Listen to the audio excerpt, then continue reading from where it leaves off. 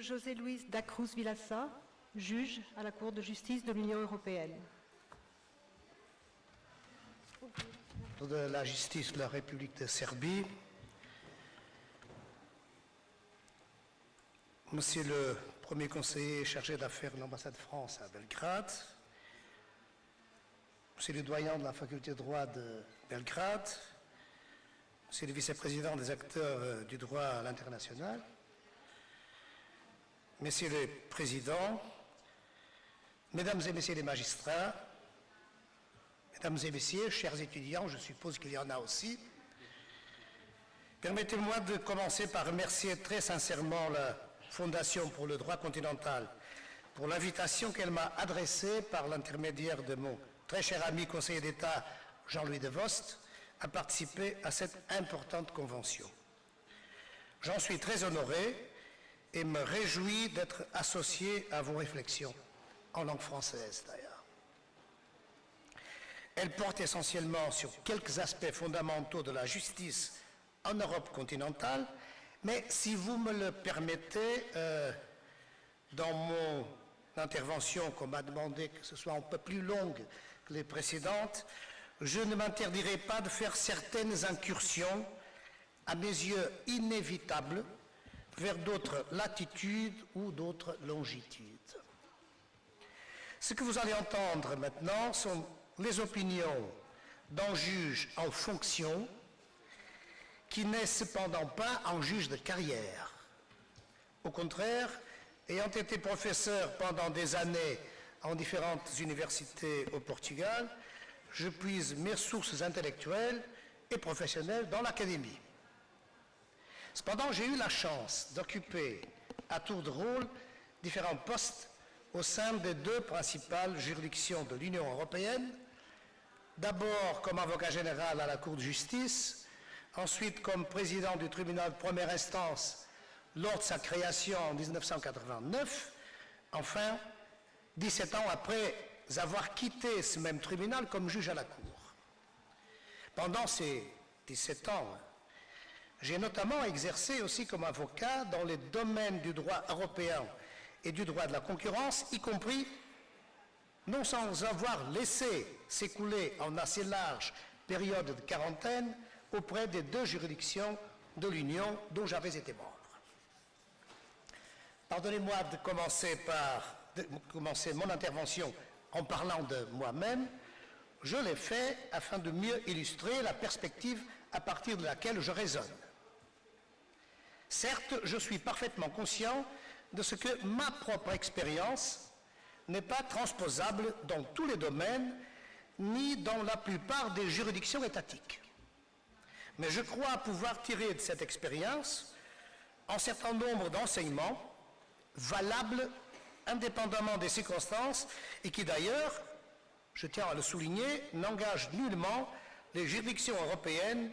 dont je suis ou j'ai été membre. Le premier enseignement concerne la préparation des juristes pour l'exercice de fonctions juridictionnelles. Je trouve que la première richesse de la juridiction de l'Union européenne, réside dans sa pluralité.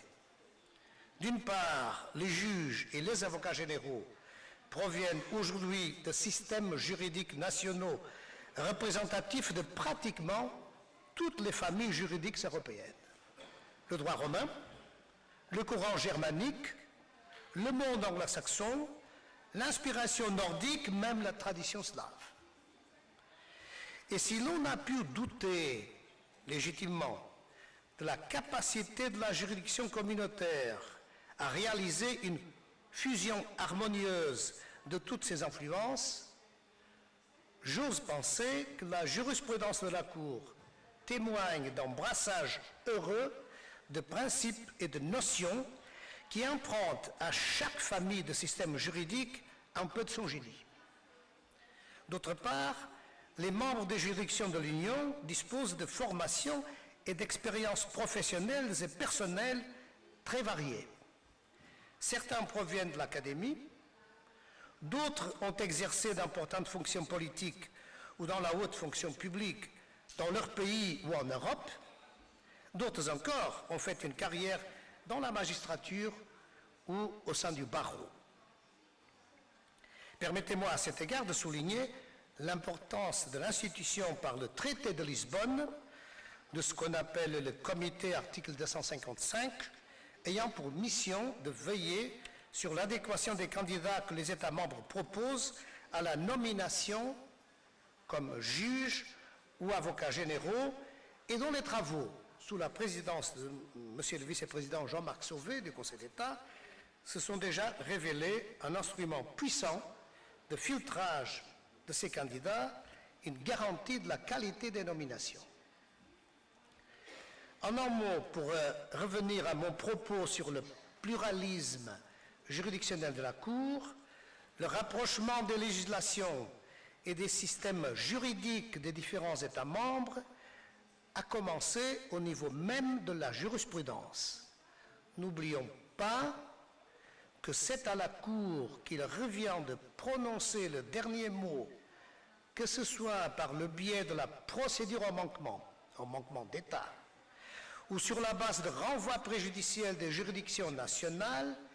quant à la compatibilité des dispositions du droit national avec le droit de l'Union. Le fait est qu'à chaque audience ou à chaque délibéré, l'approche du juge rapporteur ou de l'avocat général est contrastée et complétée par les apports des autres membres, provenant parfois de traditions juridiques très différentes. Au niveau national, une telle perspective devrait se refléter surtout en ce qui concerne la composition des juridictions suprêmes et des hautes juridictions des États. J'estime qu'il y a tout intérêt à ce que le champ de recrutement des membres de ces juridictions ne se limite pas aux magistrats de carrière, mais au contraire s'élargisse à des juristes ayant une compétence et une expérience professionnelle confirmée qu'ils peuvent mettre au service d'une justice matérielle effective. Le rôle du juge n'est pas d'appliquer de façon mécanique des textes de loi. Il lui revient de donner une solution non seulement légale, mais aussi raisonnable, en temps utile, à des litiges suscités par la trame sociale et économique, tout en tenant compte à la fois des textes de loi, des principes juridiques généraux et des circonstances de chaque cas d'espèce. On voit bien que les exigences de la vie moderne, que ce soit au niveau social, économique ou technologique, ont rendu cette tâche de plus en plus complexe.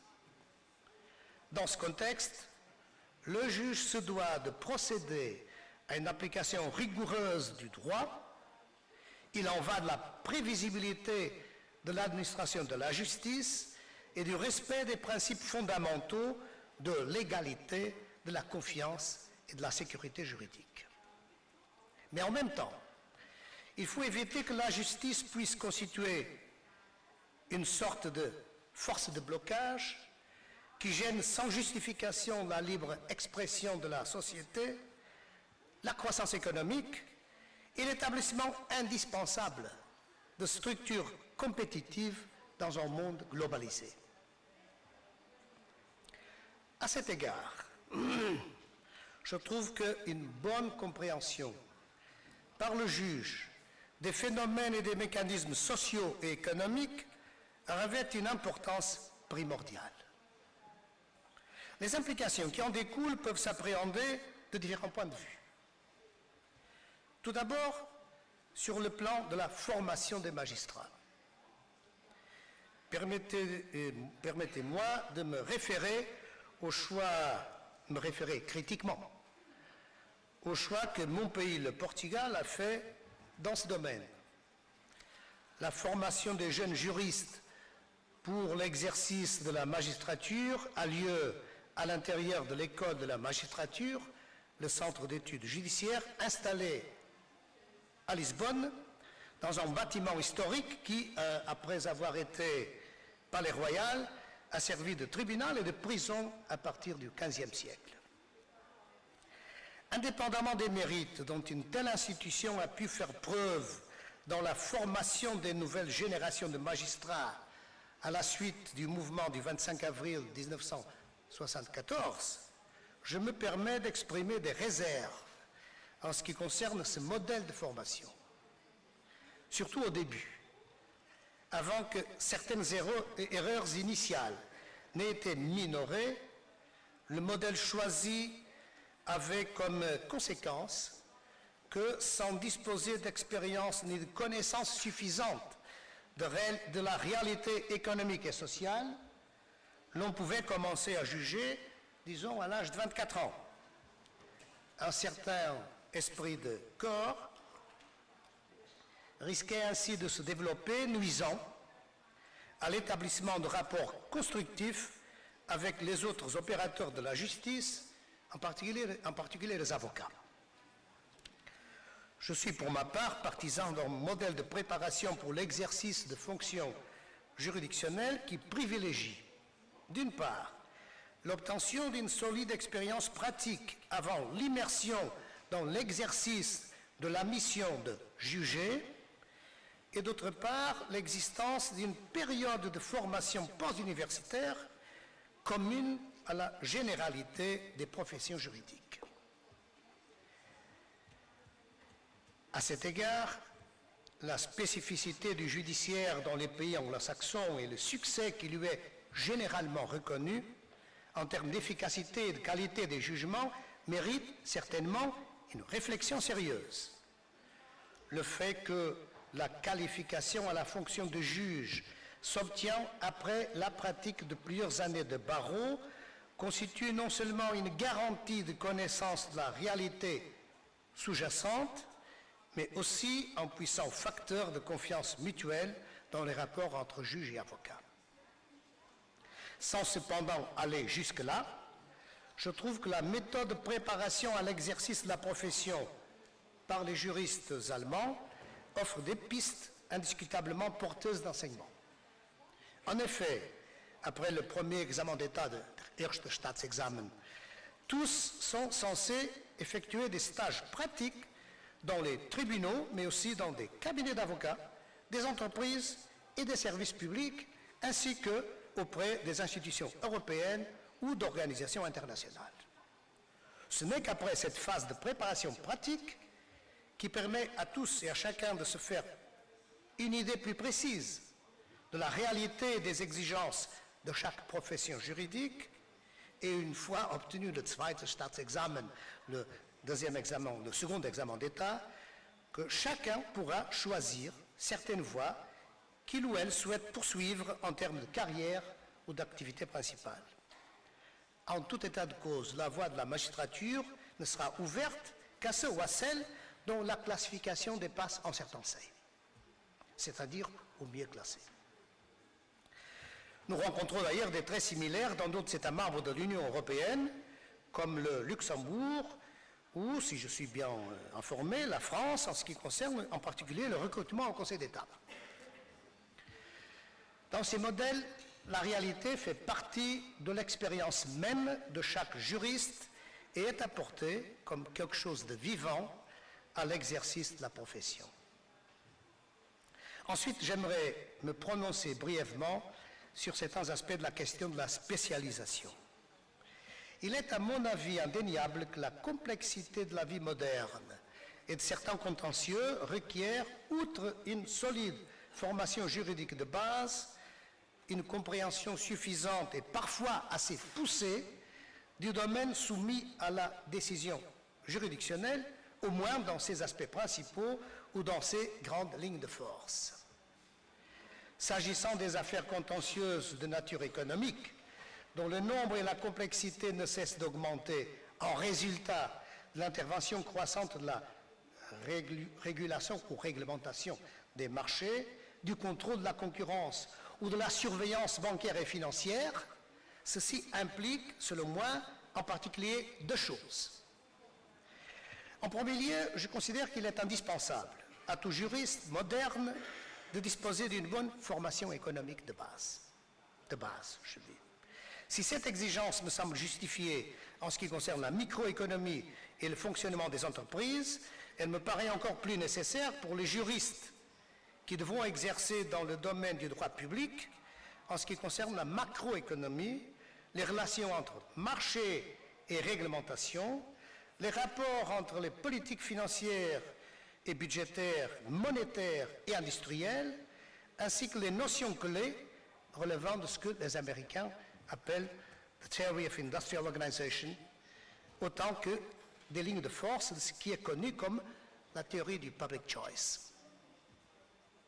On pourrait l'illustrer par référence à la complexité croissante du contrôle juridictionnel de la supervision bancaire en période de crise comme celle que nous traversons.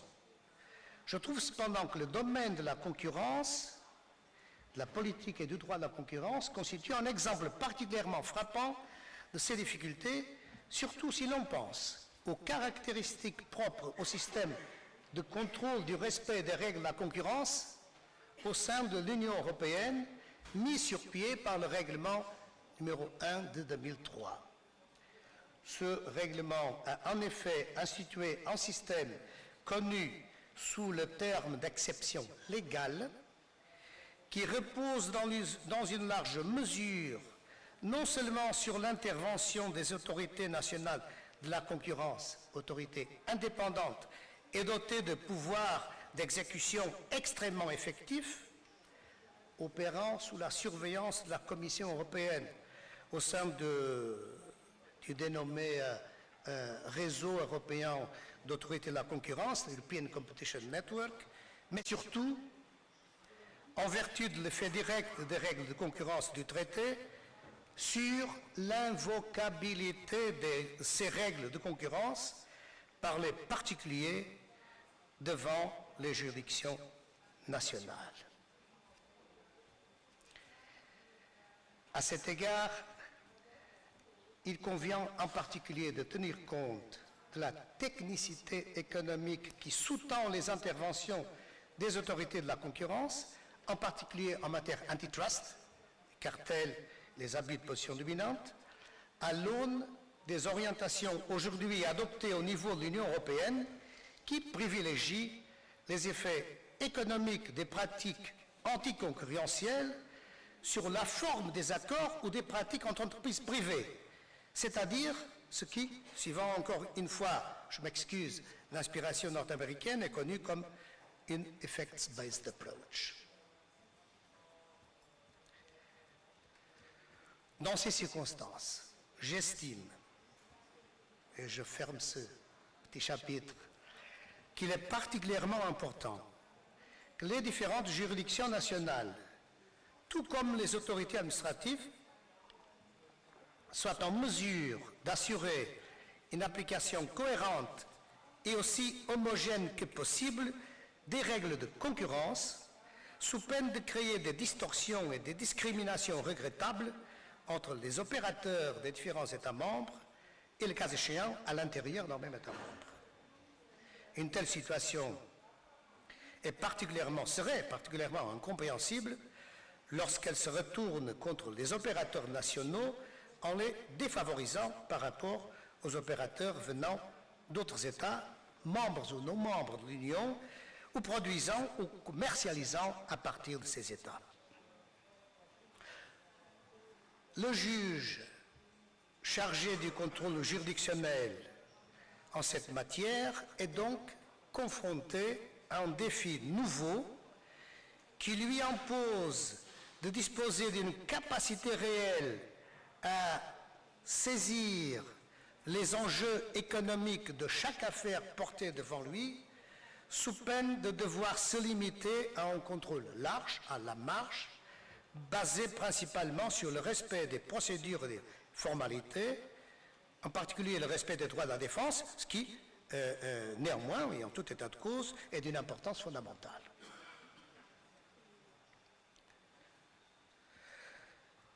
Dans ces circonstances, la possibilité pour ces juridictions d'assurer un contrôle effectif et sans délai excessif dépend avant tout de leur capacité à assimiler, gérer et décider en temps utile des dossiers volumineux et techniquement très complexes. En témoignent les difficultés du tribunal de l'Union européenne pour tenir le cap dans des affaires de concurrence et d'aide d'État qui ont conduit à des constatations de violation de l'article 6 de la Convention européenne des droits de l'homme et de l'article 47 de la Charte des droits fondamentaux de l'Union européenne. Et ce que je dis du contrôle juridictionnel des décisions des autorités de la concurrence dans le cadre du contentieux européen, les décisions de la Commission européenne, est valable en particulier pour ce qui est maintenant connu comme le private enforcement, c'est-à-dire l'invocation par les particuliers des règles de la violation des règles de concurrence par des tiers devant les juridictions nationales, en vue notamment de se faire indemniser pour les préjudices subis en conséquence des violations des règles de concurrence par ces tiers.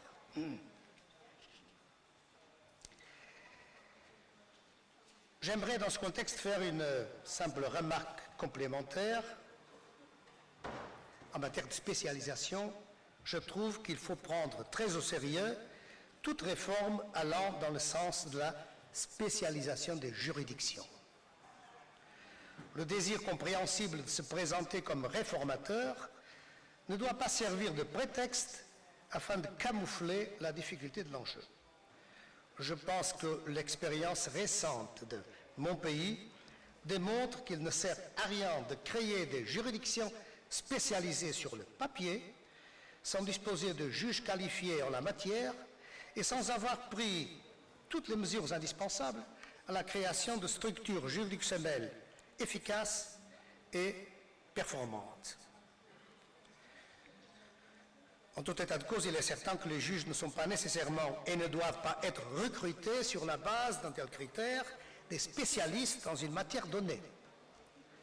Les juges sont avant tout des juristes avec plus ou moins d'expérience dans un certain domaine du contentieux. Pas question dès lors de réserver la composition des juridictions spécialisées, par exemple en matière de propriété intellectuelle ou de défense commerciale contre des pratiques déloyales ayant leur origine dans des pays tiers, à des experts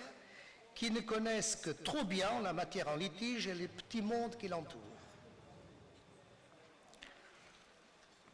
Toute autre chose est de savoir si les juridictions spécialisées doivent se faire assister de spécialistes dans la matière. Ma propre expérience en tant que président du tribunal de l'Union européenne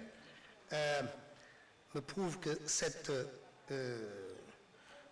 solution, se faire assister de spécialistes, nous avons engagé, solution inédite, un économiste pour assister les juges,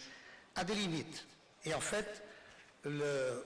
recours aux services de spécialistes ont été très rarement sollicités par les juges et nous avons finalement décidé de mettre fin à l'expérience. En tout état de cause, c'est au juge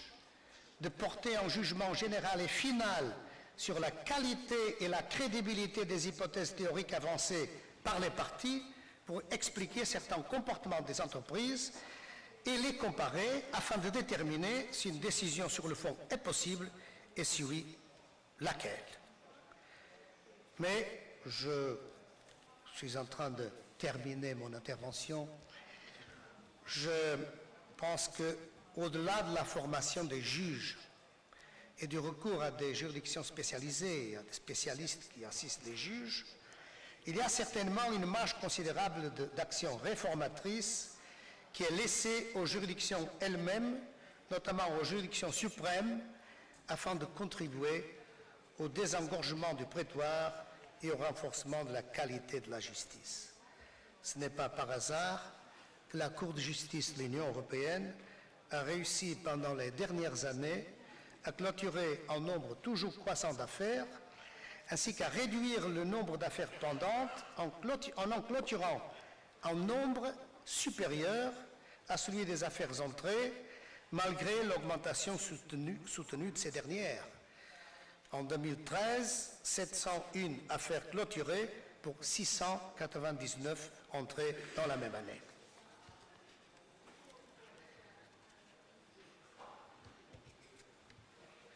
Même s'il y a des limites à la capacité des plus hautes juridictions à introduire des réformes, surtout certaines réformes plus audacieuses, je trouve qu'il y a une large marge de manœuvre pour, dans le cadre de l'indépendance du judiciaire, introduire des réformes de procédures et de pratiques juridictionnelles qui vont dans le sens d'une justice meilleure et plus rapide.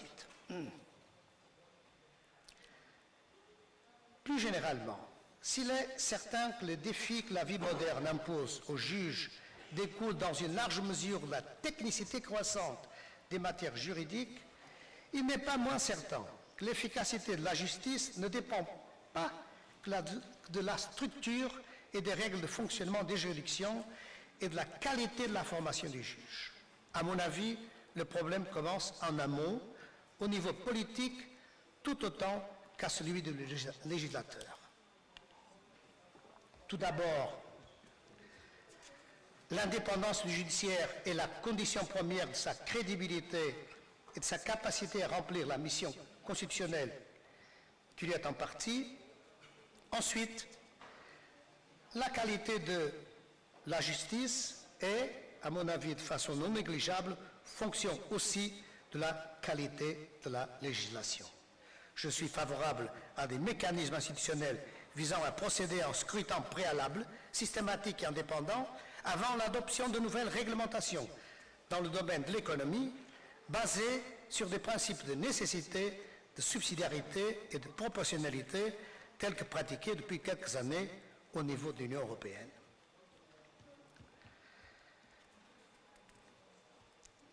Il ne faut pas demander aux juges ce qui revient au pouvoir politique et aux législateurs d'assurer. La justice n'est pas seulement un problème des juges ou des juristes en général. Elle constitue un des problèmes majeurs de nos sociétés actuelles, non seulement du point de vue de la protection des droits et des intérêts légitimes de tous, mais aussi en ce qui concerne le renforcement de la compétitivité de nos parfois vieilles structures économiques en Europe. Mais que cela ne constitue pas une excuse pour que l'on refuse au judiciaire, qui en tant qu'élément fondamental de la structure constitutionnelle de chaque pays est responsable d'une parcelle de la souveraineté, l'autonomie suffisante pour s'auto-réformer et pour améliorer ses conditions de fonctionnement, tout en renforçant par là les conditions de la croissance économique au profit de tout le monde. Ainsi, les juges seront en mesure d'assumer sans complexe leurs responsabilités sociales spécifiques dans l'exercice de ce que j'appellerais une indépendance solidaire. C'est ce que les anglo-saxons appellent accountability. Merci beaucoup de votre attention.